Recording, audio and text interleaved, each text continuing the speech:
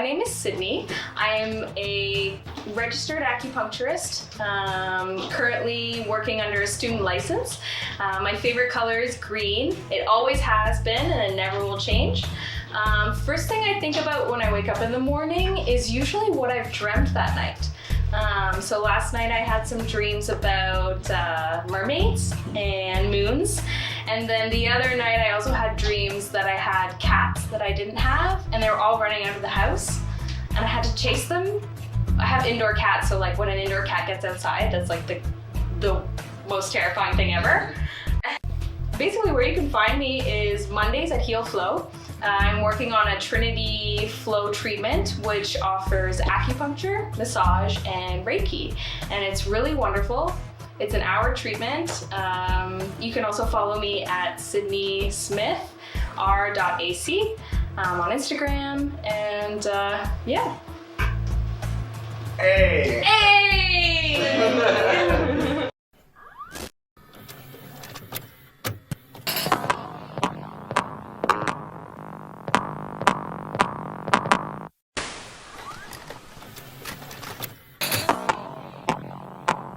I think the one question that I wish people would ask me more is,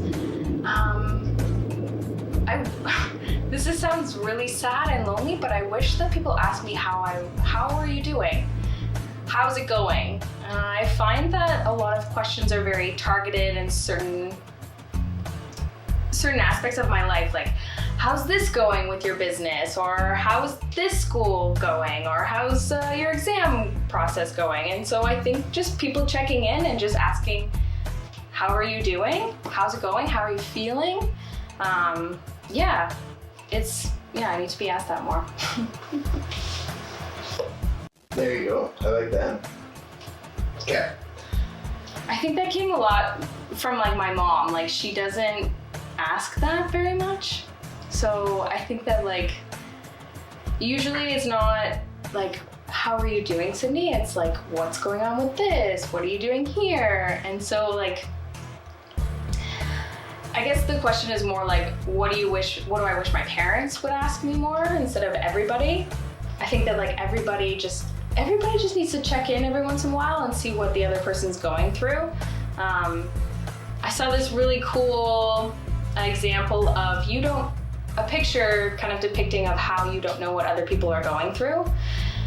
There's a woman hanging off of a cliff, and underneath her there's a snake that's biting her arm. And on top of her there's a man that's sort of grabbing her and holding her, but his legs are being crushed by a boulder. And the moral is essentially that you don't know the pain of what people are going through, because she's thinking, well, why isn't he pulling me up? And he's thinking, why isn't she trying to climb up more? But they're both in pain, they're both in agony, and they can't really get up or help themselves without the other person. I think that in the world that we live in today, a lot of people aren't really checking in like that. It's all very superficial, not much connection happening, and I think there just needs to be more of that.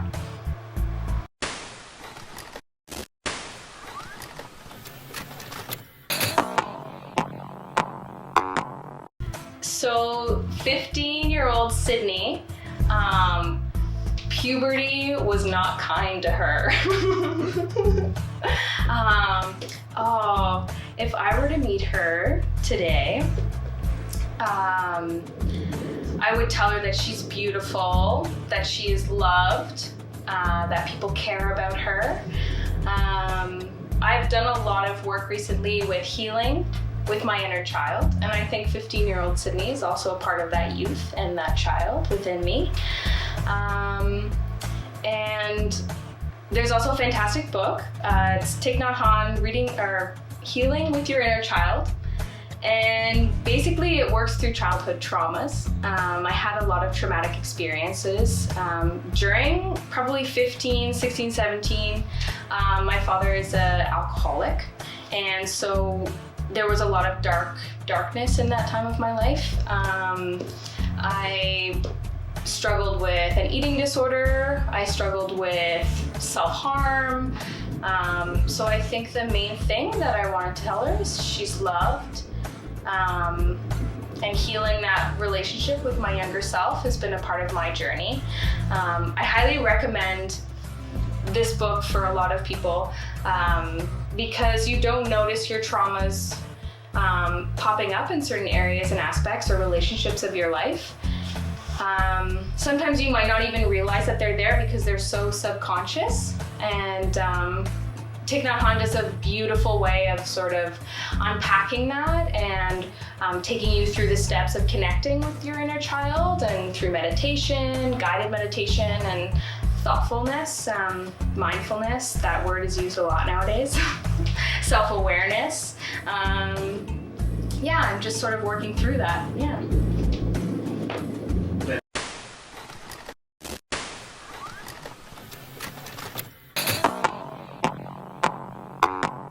Okay, if the world was ending in 5 years, and what would I be doing with my life? I would be sailing across the ocean, like 100% sure.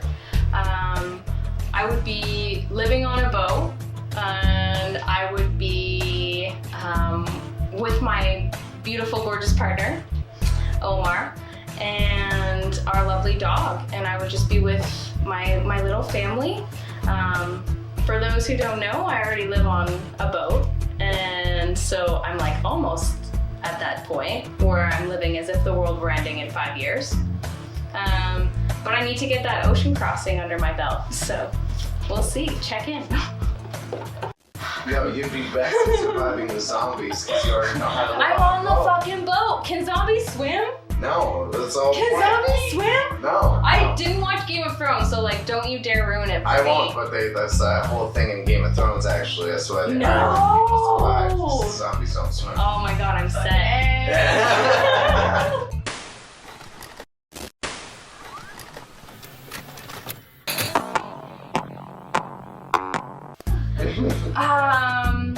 So, no hard feelings. This is what's best for the both of us. It's not you, it's me. It meant a lot to me. You're very important in my life, but I just think we should see other people.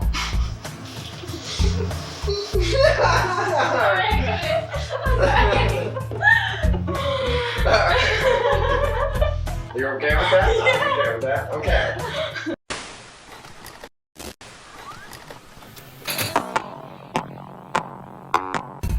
Okay. Okay. Mhm. So in 3, 2, 1.